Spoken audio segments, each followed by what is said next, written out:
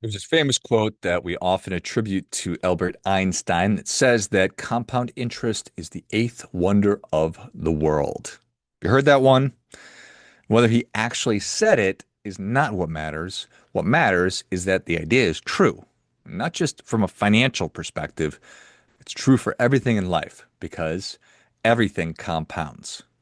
Confidence compounds, so does anxiety. Trust compounds, so does resentment. Saving compounds. Debt compounds. Strength compounds. Weakness, health, disease, relationships, loneliness, all of those things compound. So every decision that you make pushes you slightly in one direction or the other, which is why I'm fond of saying there's no neutral. One healthy meal doesn't change your life, and one unhealthy meal doesn't explode it. One workout, not going to make you fit. One missed workout is not going to make you a weakling.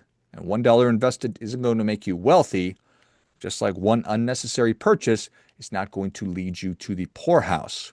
But you repeat any one of those things 1,000 times, now you're really onto something. Now you've built something, or you've totally destroyed something. Think about gravity. Have you ever said that before? The thing about gravity. The thing about gravity is it never stops pulling. That's why I love the analogy of bad gravity, because if you stop rowing, you're going to drift. If you stop maintaining your house, it's going to fall apart. If you stop investing in your marriage, distance will start to grow. And if you stop learning, your skills are going to become obsolete. So nature, it's not going to pause while you figure things out. It's going to keep compounding. That's one of the biggest lessons behind my newest book, Your Money Isn't the Problem, You Are. The real issue usually isn't one about catastrophic mistakes. It's 1,000 tiny decisions, tiny acts of procrastination, tiny moments of avoidance, tiny acts and submission to convenience, tiny excuses made. Each one of them feels like throwaway, insignificant decisions until years later, when you're living inside the compound interest of all of those choices. When the mountain of choices that you are making falls down all around you, the Jenga tower of crappy choices collapses. Slowly it starts to wobble, and then here's good news. The opposite is also true. A page a day, that compounds. One important, meaningful, hard conversation that you engage in and you have, that's going to compound. A push up compounds. Saving $50 compounds. Calling your parents, that compounds. Reading to your kids. Keeping a promise. All of these things compound. And eventually, those tiny actions stop feeling like actions and they become your identity. They become who you are. They become part of your character. Huh. I guess I'm somebody who exercises. I guess I'm a person that people can trust. I'm trustworthy. I guess I'm financially responsible. So identity is just compound behavior. And this becomes even more important as we get older.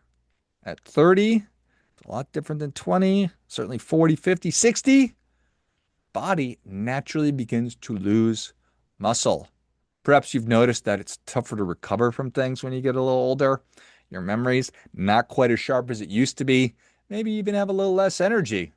Not being pessimistic or a jerk. These are just biological inevitabilities or realities, which means that maintaining the status quo, that actually requires increasing effort. Standing still isn't standing still anymore.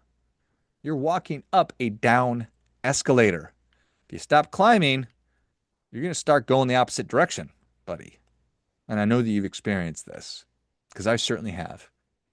That's why I think, in terms of the six key areas of life, family, community, your work and your money, well being, personal development, and peace of mind, every one of those is constantly compounding.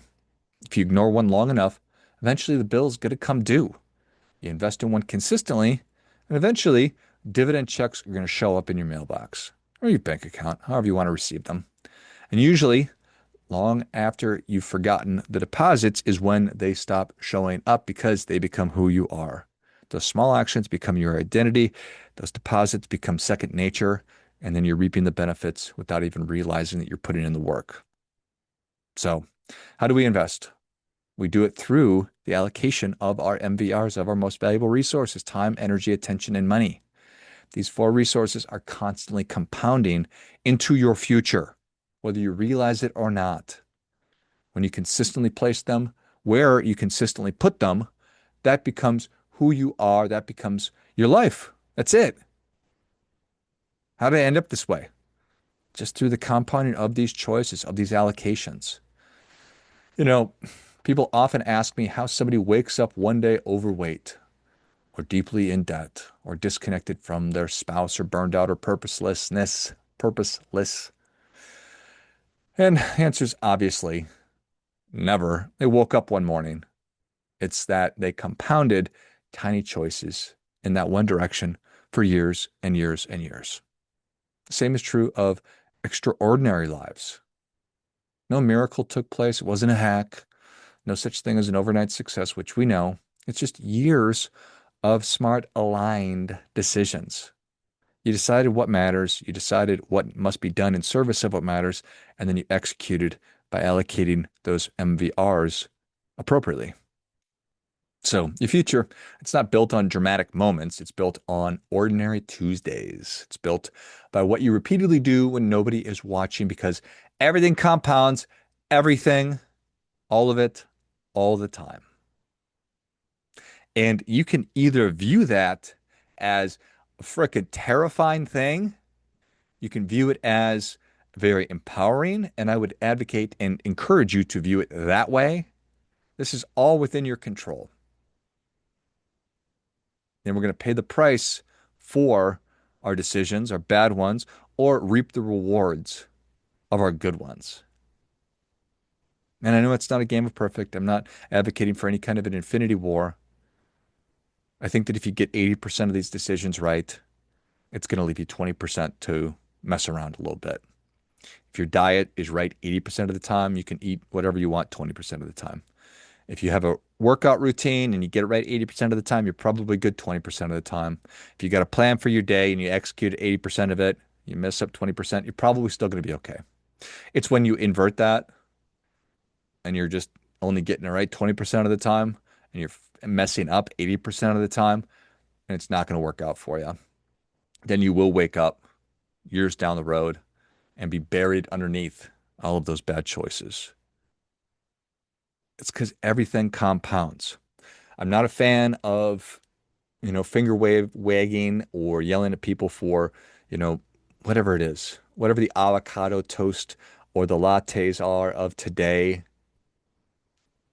But if you're doing 80% of the time wrong, well, then it's not going to be a surprise.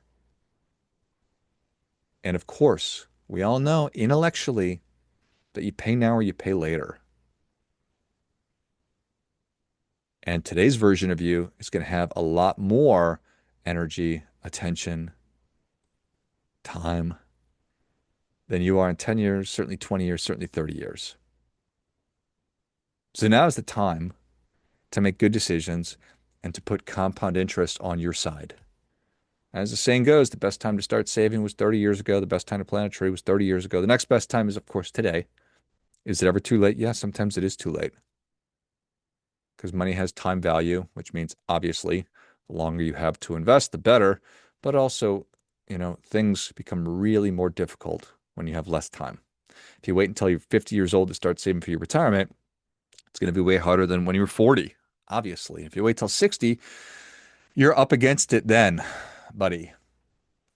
So take small bites. Recognize that everything is compounding and that everything that you are putting away for yourself today, form of positive habits like reading or exercise or proper eating or good sleep or stress management, obviously financial matters, those are all compounding. Using it, putting it into our favor, that's kind of the trick of this whole thing. Eventually, gravity's going to get all of us.